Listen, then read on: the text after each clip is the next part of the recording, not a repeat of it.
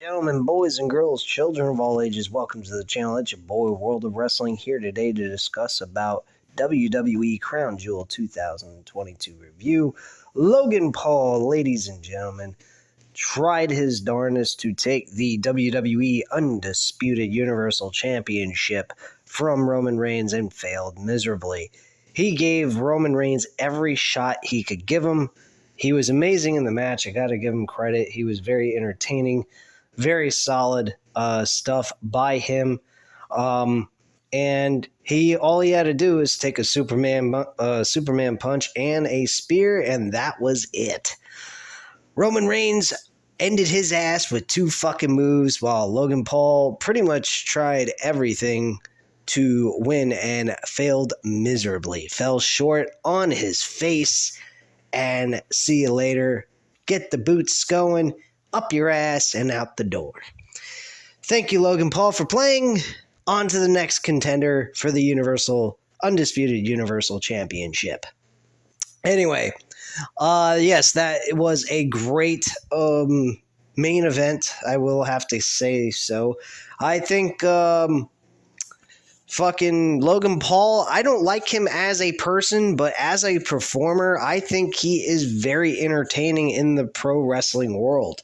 Kind of sucks that you can't like him personally, which leaves a bad taste in my mouth that I have to openly say something positive about this guy, because I don't like Logan Paul personally as a person, so kind of blows.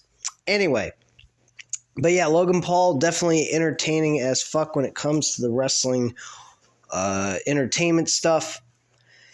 What else happened on the show? The Usos defended their tag team titles in a very entertaining matchup as well. I enjoyed this match for what it was. The Brawling Brutes with Ridge Holland and Pete Dunne. I am not fucking calling him Butch. I think that's the most ridiculous name. I've said this countless times on this channel, so I will stick with what he was normally going by before they changed his name, and that's Pete Dunne. So, yeah, this match was very entertaining. They had a one-and-done maneuver performed on the top rope, or the top turnbuckle, I should say, and the Usos retained their tag team titles. Very good matchup. They're announcing that the New Day are up next on a SmackDown episode for those tag team titles to end the reign of the Usos, surpassing their longest reign as tag team champions in WWE history. So that should be a pretty entertaining matchup. That more likely will be the main event of that episode. I think that is coming up this coming Friday, next week on November 11th. So yeah, we should see something really cool happen on the show for that match. Let's see here. What else did we have take place? Oh yeah, Bobby Lashley and Brock Lesnar opened the show. Brock Lesnar. Oh yeah, I'm forgetting to give you guys ratings. The WWE Championship match. The World Championship match is, I should say, just to shorten it up a little bit instead of saying the full name, I'd say that was a 4 out of 5 stars. Solid matchup, very entertaining shit. The Usos tag team title match against the Brawling Brutes, I'm going to say that match was at least a 3.5 out of 5 stars. Then we got Brock Lesnar and Bobby Lashley. This match was actually a 3. I would have pushed it to a 3.5 if the ending of this match wouldn't have been so poor. The actual match itself was pretty good in a nutshell. Oh yeah, the Brock Lesnar match with Bobby Lashley. Like I said, I think the match was good, but the ending, it really didn't do it for me. Supposedly there was a botch near the end with Brock Lesnar trying to get his foot on the turnbuckle and push off of that, trying to get him in the pinfall, and it didn't really work out all that well. I didn't think it was all that good either, but I'm not going to totally discredit the match. I just think, like the Royal Rumble match, it didn't have the proper ending it needed. But as wrestling goes, this was far better than what the Royal Rumble match they had earlier this year. So I can't really complain completely about the match. I just didn't like the actual ending to the match is all I feel about that. But this match was a 3 out of 5 stars. We also had the tag team titles for the women take place with Damage Control, with Dakota Kai and Io Sky against Asuka and Alexa Bliss, which Alexa Bliss and Asuka were the tag team champions going in because they won the tag team titles 5 nights before the event actually took place. So you'd think if they had any intentions of putting the titles back on Damage Control, they should have just kept it on them, never have the match at the Monday night episode, and just have these two women, these two teams go at it over the tag team titles and have Nikki Cross interfere in the match with Alexa Bliss and, ream her ass real good and then finish her off with a pinfall. So they did that here. She looks a lot different than what she did originally when she showed up on Raw a couple of weeks back as Nikki Cross. She is now got the watery like hair, and she doesn't have too much makeup on her, and she's acting really schizoid and psychotic like she was in NXT. So she interfered in that match as well. So I didn't mind the ending. I wouldn't have had a problem with it if the titles wouldn't have been flip-flopped. And let me think about this. The titles for the women's tag team division is absolutely dreadful. Why would you do a hot potato and make it even more pathetic than it already is? I just don't get it. If your whole intention is to actually make the titles meaningful and make them grow as important belts in that division, why not make it important to not have the titles being flip-flopped? Just wanted to throw that out there. I will say this match was a 2.5 out of 5 star match. Not bad, but not that great either. I didn't particularly care for it all that much. Speaking of other women matches that took place on the show, we actually had the Raw Women's Championship in a last women's standing match. This was actually not all that bad. One of the better matches, definitely a great match to have as the co-main event. I actually thought this was a lot of fun. Very enjoyable. The ending, it was creative, but we've seen it before with the John Cena wrapping the tape around Batista. Now, granted, it wasn't as silly as that. I will give them credit for that. But the match was pretty damn decent, but the ending, they got to go with something else. Like maybe they beat them so senseless they can't get up. How about that? Instead of all this fucking trickery shit to keep a person pinned down so they can't get up for the count of 10. It's idiotic. But yeah, she was inside, Bayley was inside of a ladder after she got the KOD, and they put her in a folded up ladder, and she shoved her, Bianca Belair shoved her directly into the corner to pin her down, so it makes it very difficult for her to get out of the ladder and then eventually get on her feet before the count of 10. What also happened in this match is they battled everywhere around the arena, except for in the stands. That was about the only thing they didn't do. And they ended up using a golf cart, which I don't understand. It was a very failed spot, I think, in my book. Wasn't all that effective. Bianca Belair basically moved out of the way. The golf cart didn't even go all that fast to make it look like she even had a remote chance of running her over like AEW did it. I think AEW killed it with that fucking that spot on their show once with Sami Guevara. That was pretty cool. I can't believe I just said Sami Zayn. Sami Zayn would have been pretty cool in AEW, actually, I think. But he's been doing pretty well here in WWE as well with the Bloodline, which, by the way, he was not at the show, and that's for personal reasons only. But they could also issue a way of getting Sami Zayn out of the Bloodline by going ahead and saying, hey, dude, where were you? Why didn't you show up? And, them going ahead and turning on Sami Zayn, and that's where they could do this if they want to go in that direction. But I think they're making a good trend with this, with Sami Zayn being there. So I actually am enjoying that.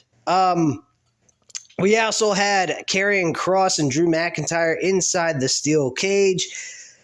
I forgot to give you guys my rating on the women's championship match. I would say that this match was definitely a 4 out of 5 stars. This was a very fun, entertaining matchup.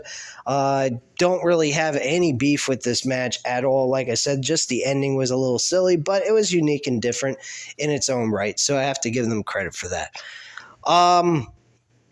So going into Karrion Kross and Drew McIntyre for this steel cage match, rivalry match that they're having, I actually thought this was okay. It was a solid 3 out of 5 star matchup. I think people are on the right track with their comments about Karrion Kross. I think Karrion Kross is a little bit stale. Wrestling-wise, character-wise, he's very entertaining. I like his promo work. I like his interaction with his wife. I think they both share good chemistry on television together with their emotions and their facial expressions and everything else. I think it's very well put together. And they come across like very evil characters that, but they're not supernatural in any capacity. They kind of come across that way, but they don't actually do any supernatural stuff in their gimmick. They're just, freaking nuts. But point being is, Drew McIntyre was able to fight off all the odds that was put against him with Scarlett Bordeaux and Karrion Kross together, and he manages to win the match after he did a superplex off the top rope onto the mat, and he was trying to go through the door, but Scarlett Bordeaux actually locked the door shut and went ahead and actually sealed it up tight where he could never open the cage. It was pretty much locked up, and there was no way of opening the door altogether.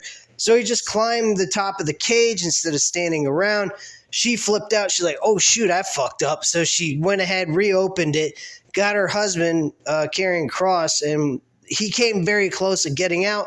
Drew McIntyre saw this was taking place, so instead of taking all the extra steps to carefully get down to the floor, he just dropped right off of the cage and won the match, and that's how that match closed out.